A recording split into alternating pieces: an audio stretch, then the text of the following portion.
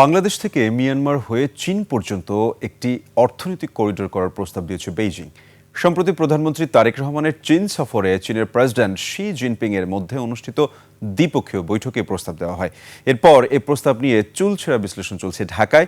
এই অর্থনৈতিক করিডোরের বাস্তবায়ন যোগ্যতা এবং বাংলাদেশের সুযোগ ও ঝুঁকির বিশ্লেষণ থাকছে আজকের ইটিভি এক্সপ্লেইনারে। বাংলাদেশের কক্সবাজার থেকে মায়ানমার হয়ে চীনের কুনমিং পর্যন্ত দূরত্ব প্রায় ২,০০০ কিলোমিটার। ইতোমধ্যে মায়ানমার হয়ে চীন পর্যন্ত যে অর্থনৈতিক করিডোরের কাজ চলছে সেটার সাথে ঢাকাকে যুক্ত করার পরিকল্পনা রয়েছে চীনের।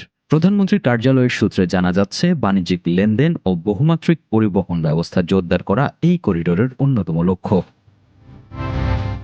এই করিডোরের কাঠামো ইতিমধ্যে আংশিক বাস্তবায়িত হচ্ছে। করিডোরটি মাল্টিমোডাল ট্রান্সপোর্ট ভিত্তিক হলেও তা মূলত রেলপথ ভিত্তিক হতে যাচ্ছে। অন্তত করিডোরের মিয়ানমার থেকে চীন পর্যন্ত অংশ রেলপথ ভিত্তিক। চীনের ইউনান প্রদেশের কুনমিং থেকে শুরু করে দালি রুইলি রেলপথ ধরে মায়ানমার সীমান্তের মুসে পর্যন্ত যাচ্ছে এই করিডোরের প্রথম অংশ। এরপর মুসে থেকে মায়ানমারের লাসিও হয়ে মান্দালয় পর্যন্ত ৪৩১ কিলোমিটার রেলপথের কাজ এখনও ফিজিবিলিটি স্টাডি পর্যায়ে রয়েছে বলে জানা যাচ্ছে। এরপর মান্দালয় থেকে রাখাইন রাজ্যের সিতে হয়ে ইয়াওকোপিও গভীর সমুদ্রবন্দর পর্যন্ত আরেকটি রেলপথ প্রস্তাবিত রয়েছে।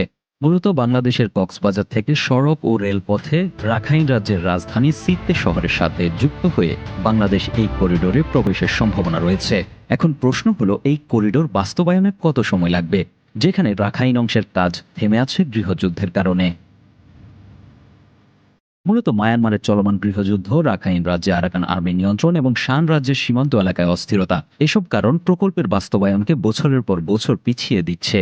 যেমনটা হয়েছে মুসে থেকে মান্দালয় পর্যন্ত অংশে, যা শুরু হয়েছিল ২০১১ সালে। আর যদি করিডোর বাস্তবায়ন হয়, তবে সব মিলিয়ে রেলপথে কক্সবাজার থেকে কুনমিং পর্যন্ত প্রায় ২,০০০ কিলোমিটার পথ পাড়ি দিতে হবে, যেখানে দ্রুতগতির ট্রেন চালু হলে রেলপথে সময় লাগবে মোটামুটি ১২ থেকে ১৪ ঘন্টা। তবে এই করিডোরে যোগদানে বাংলাদেশের জন্য কিছু ঝুঁকি আছে। বিশেষত মায়ানমারের অভ্যন্তরীণ সংঘাত, ভারতের অবস্থান ইত্যাদি বড় অনুঘটক হিসেবে কাজ করতে পারে। এমনকি যুক্তরাষ্ট্রের প্রতিক্রিয়া কি হতে পারে সেটাও বিবেচনায় রেখে বাংলাদেশকে এগোতে হবে বলে ভূরাজনীতি বিশেষজ্ঞরা মত দিচ্ছেন।